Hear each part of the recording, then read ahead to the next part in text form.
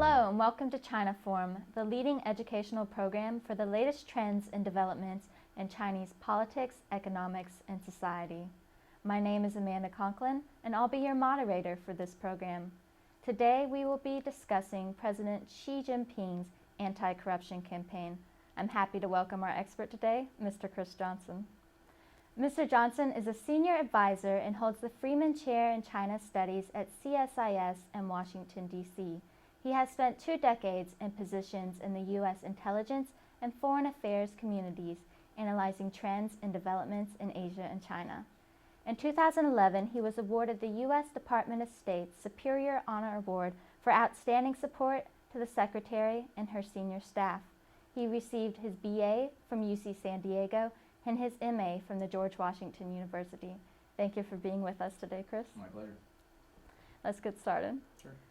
Even before President Xi came to power in the fall of 2012, he had a reputation for building cleaner government.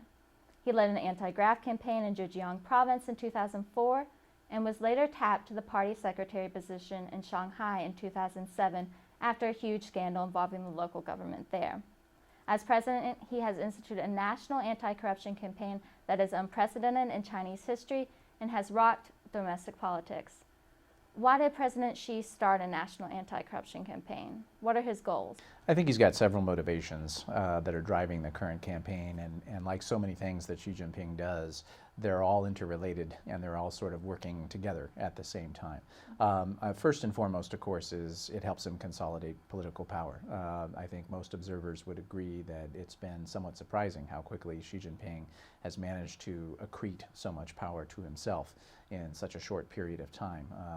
Most analysts, I think, had projected when he came into power that he would go through the typical cycle of, consolidating power for the first few years before you move on to any kind of a policy agenda. Instead, he's moved very, very rapidly, and it's helped him gain control of the kind of key levers of power within the party, which include the People's Liberation Army, the military, the security services, and the party apparatus. So that's certainly a big piece of this. A second piece of it is Xi Jinping has legitimate concerns about the party's reputation with the public. And this is a whole different level of the campaign. So if the power consolidation piece is that kind of high politics, there's a sort of low-ranking politics to this as well, which is the petty corruption that the Chinese people see every day from local officials, whether it's they're driving through town with large motorcades, or the taxes, or the sort of payoffs, all the stuff that irritates the Chinese people very much. Xi Jinping feels this is very damaging to the reputation of the party. So that's a big piece of this. And I think the third piece is really he's trying to go through some fairly fundamental reforms, both on the economic side and on the political side inside the system. And there's substantial resistance to the proposals that he's been pitching. And he's using the anti-corruption campaign as a club to both warn and to sort of tame the resistance. And I'd say so far he's got kind of a mixed track record on that, but the message is definitely getting through to the mid and low-level cadres.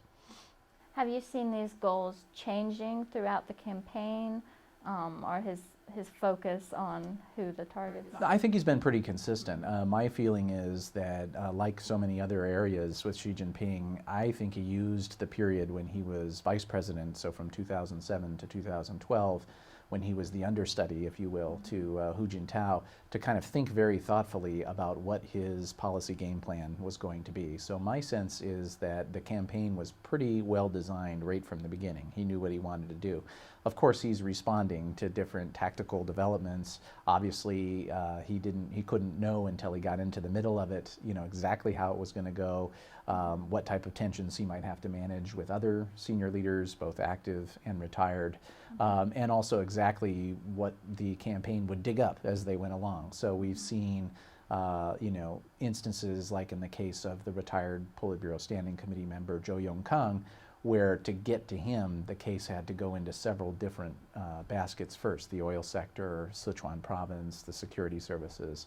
And my sense is that in each one of those sub-investigations, in some cases they've taken longer than they might have thought, or they become more expansive than they might have thought. And this has generated some resistance within the system. So I think obviously he's going to have to kind of adjust himself tactically, but in terms of target set, what he hopes to accomplish, I think that was pretty clearly refined right from the beginning. So the nexus between power and wealth can be seen in any country. There's even corruption here in the U.S. What's so unique about China? Well, I think the main difference, obviously, is you have a system in which the sort of tight bonds between the state business sector and the government officials is very, very close.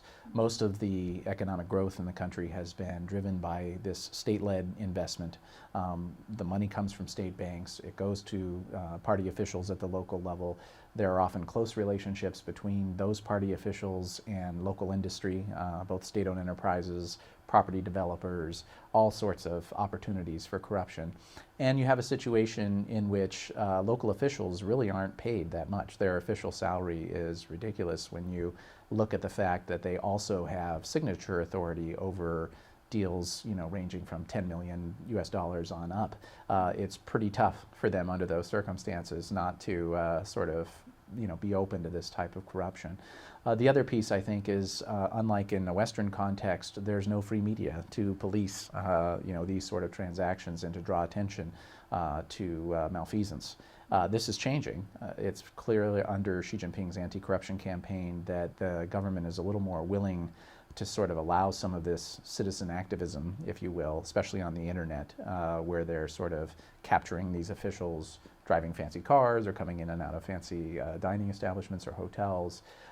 There's some concern at the central level, though, if you allow too much of that behavior, the campaign might get out of your control, right? So we have seen also some instances where people who seem to be acting in accord with what the leadership has sort of signaled they want people to do then be arrested and sort of wrapped up. There's a key example where a person who was crusading about all officials in the party declaring their assets was then arrested. So there are clear limits on what they want to do, but my sense is the unique nature of the system and the particular nexus between the party and the economy is what makes the situation more difficult in China.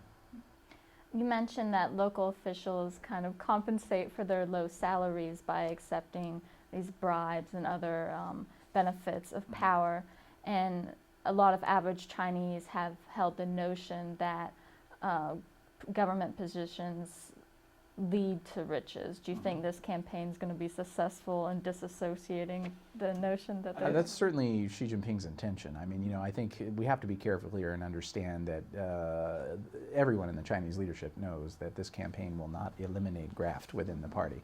And this has been one of the key issues with regard to sort of the leadership discussion about the campaign, is that in some ways corruption is the glue that holds the system together. Communist ideology is dead. They don't have a sort of strong religious set of mores, that hold the community together. So in some ways, this has been the bond, and everyone is benefiting. That's the other issue. So there, until Xi Jinping arrived, there'd been very much a, I won't go after you if you don't go after my interests, this sort of thing. And he's clearly breaking a lot of those informal rules, if you will.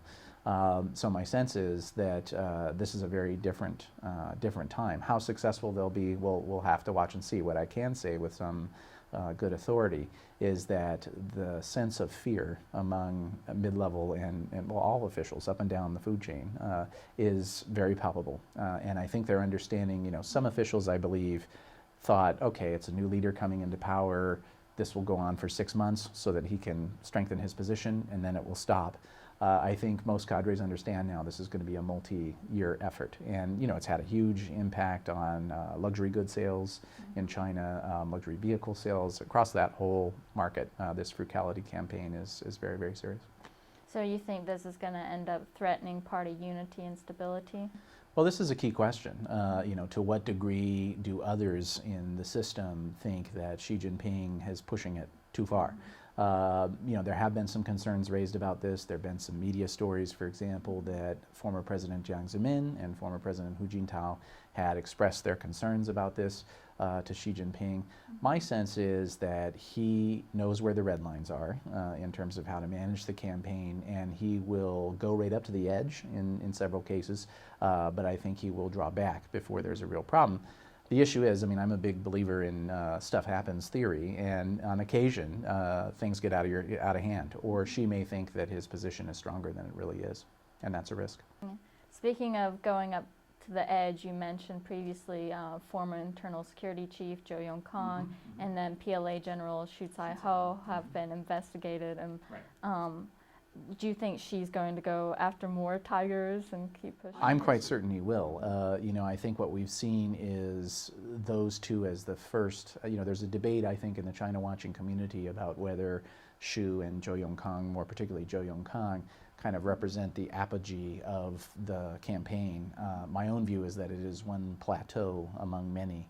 The thing I'm watching for is to see, does he now switch over from these retired officials to sitting individuals?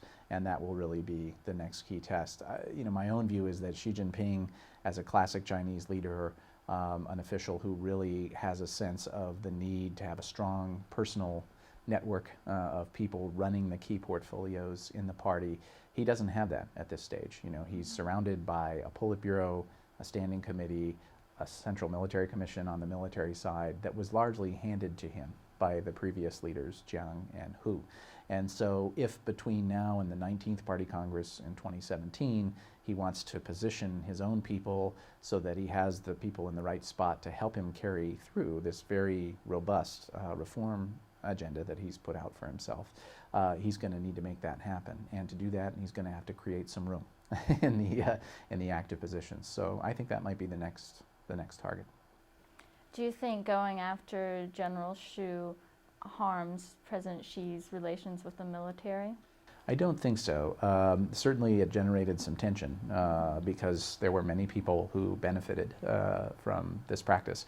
What was interesting to me about the Xu Zaiho case was instead of the typical sort of anti-graft case, which would emphasize personal failings on the part of the individual, whether it be bribes or lascivious living, there's kind of a standard set of these charges.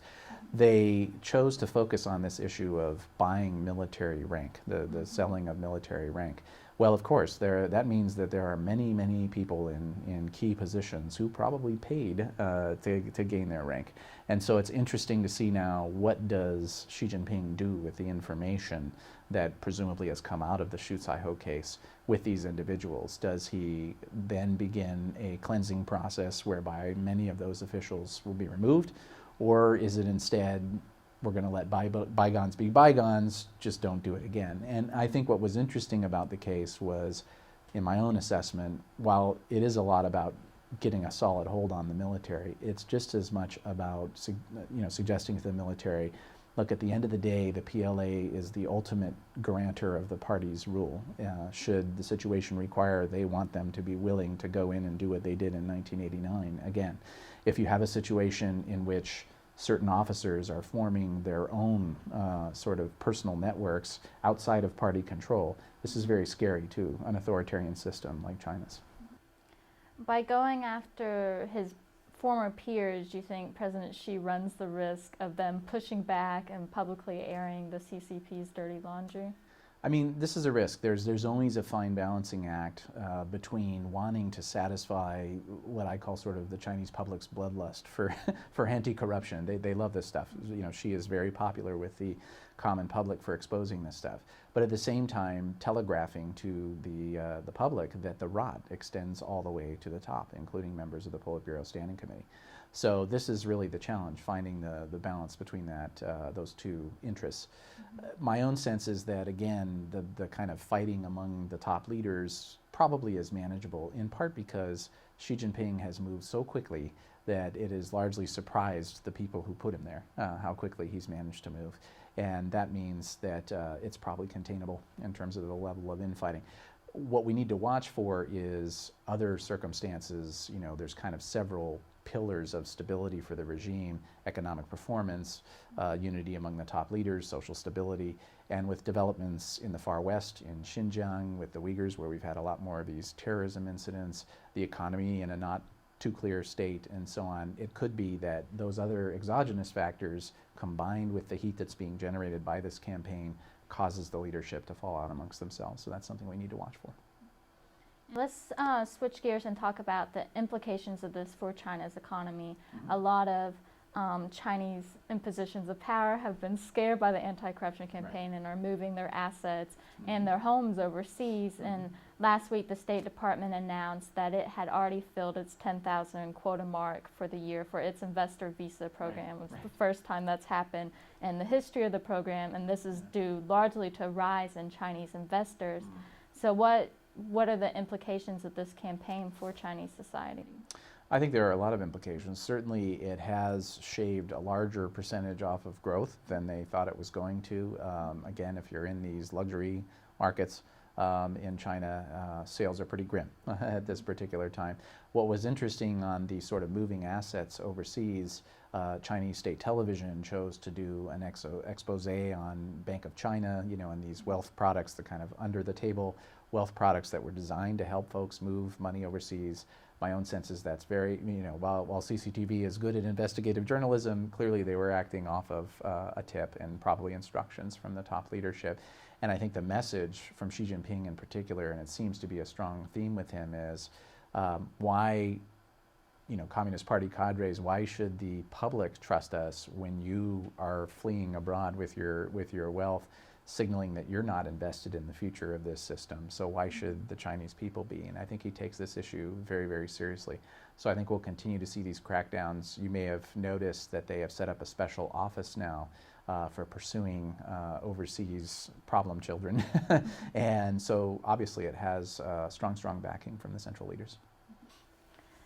President Xi himself has been accused of corruption in the past. Before he came to power, there were some stories by foreign media servers about his assets, his family's assets, that were then blocked in the mainland, of course. Right. Has this affected the legitimacy of his campaign? It's an issue. My own sense is that I think we need to draw a distinction, however, between Xi himself and his immediate family and then the extended family, his relatives, his brother and his sister. My sense is that himself, his wife, his daughter are seen as generally clean in a Chinese context, and he's run a tight ship there. He's had more difficulty, it seems, dealing with his sister and brother.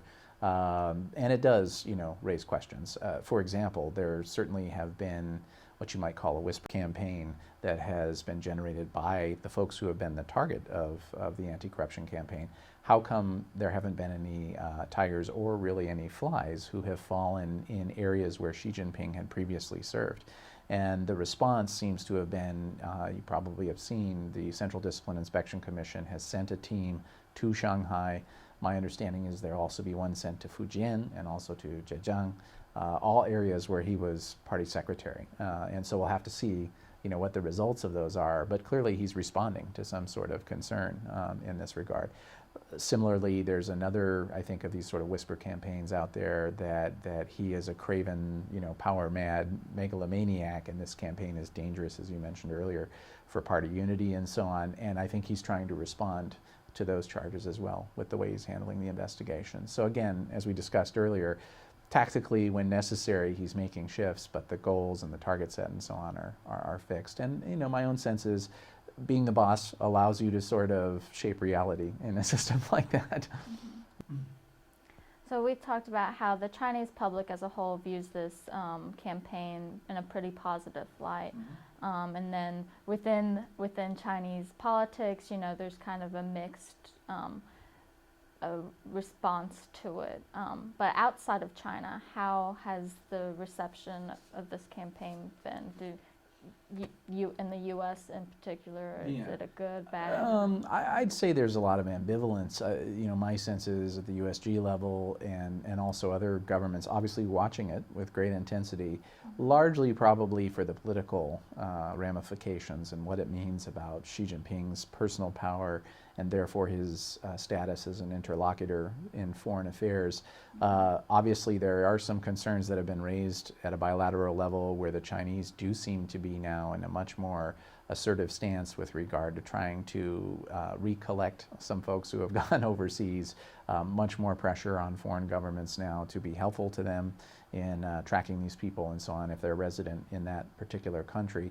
And I think, USG, other governments are smart enough to understand that this is China's internal game, and there's really not much we can do to influence it. Rather, it's more sort of watching it to see what it means for these broader issues, such as Xi Jinping's personal power, and how much of a distraction, frankly, it might become. If these leadership tensions do become quite strong, does that distract him from his ability to operate a sort of manageable foreign policy? I think that's how governments on the outside are watching the campaign. Of course, the U.S. could benefit from the brain drain, so to speak, that's happening. Yeah. And even just a few years ago, U.S. scholars and officials in the government kind of saw corruption as leading to a slowdown in China's rise, and there was even hope that the situation would get so bad that there would be a political change. But now, do you think this campaign has made people view the CCP as more flexible and more of a permanent fixture as leaders of China? I'm not sure how others are viewing it. All I would say is that it's very clear to me that what we see Xi Jinping doing on a number of fronts, he's come up with a couple of these key phrases, the China dream and the great rejuvenation of the Chinese people. And we shouldn't be confused. This isn't about the Chinese public, it's about the party and its continued sort of status as, the single party in the system, but also its status as the provider of all these great things. China's increased reputation abroad, economic development, all these sort of things. And so for him, it's about rejuvenating the party and keeping it going. We see them talk, for example, put a lot of emphasis on what they call these twin centenary goals. So the 100th anniversary of the party in 2021, and then the 100th anniversary of the PRC in 2049. And achieving certain goals by those anniversaries, all aimed at sort of allowing the party to be ready for the next 100 years of running the country. And that's what this is all about. So my sense is that folks do see that the anti-corruption campaign has the potential, and I think we stress at this point it's the potential, to help the party sort of reinvent itself and to get away from some of these sclerotic practices that we've seen that really are choking off some of the country's economic dynamism. And that's what the reform program that was passed at the third plenum last fall is designed to deal with. And what will happen if the campaign fails in permanently producing an attitude that's supportive of cleaner government? Yeah, I think this is something that's interesting about the way Xi Jinping has handled the campaign. Coercion is great, but it doesn't always do the best job of motivating people, right? So the toolkit that he's applied so far to the anti-corruption campaign is rather coercive. It has to do with this mass line education campaign, ringing up individuals on the anti-corruption charges, and also the very taut political atmosphere that has really characterized his leadership for the first couple of years now that he's been in power. Very, very tight political atmosphere. And cadres complain about this privately. And the question is, can Xi Jinping think of a positive motivating factor that's related to the concept of anti-corruption that will allow folks to sign on a little more readily? And how do they deal with these issues, such as the implicit social contract between cadres and the leadership, which is that we will pay you a low official salary, but you'll have these other opportunities, to increase your income. How do they deal with possible brain drain, in an increasingly dynamic economy where there are opportunities in the private sector? How do they keep high-quality individuals going into government service? These are the long-term challenges of the campaign. And, whether or not it'll be successful in kind of, fundamentally changing the mindset, I think a lot of that has to do with what the party has been talking about with regard to rule of law, or rule by law is a better translation. This is the focus for the upcoming plenum in October, and it'll be interesting to see how the party chooses to frame that whole debate. And really it's about the party being willing to step back and release some of its control over the economy and government. That's really what this is about, and that's how you'll get the mindset shift. So our last question, do you see this political tightening or the campaign ending anytime soon? No, I think it's very clear. In fact, a lot of people missed it. Last August, there was a Politburo meeting that set the time for the now famous third plenum, so everyone was very focused on that. It also discussed that they were launching a 5-year anti-corruption campaign that would run through 2017. They've subsequently reaffirmed that decision and created a very distinct anti-corruption reform work plan that also will run through that same time period up through 2020. So my sense is they'll be at this for the next several years. Well, thank you, Chris. Unfortunately, that's all the time we have today. Thank you for joining me. My pleasure. And to all of you watching from home, I'll see you next time on China Forum.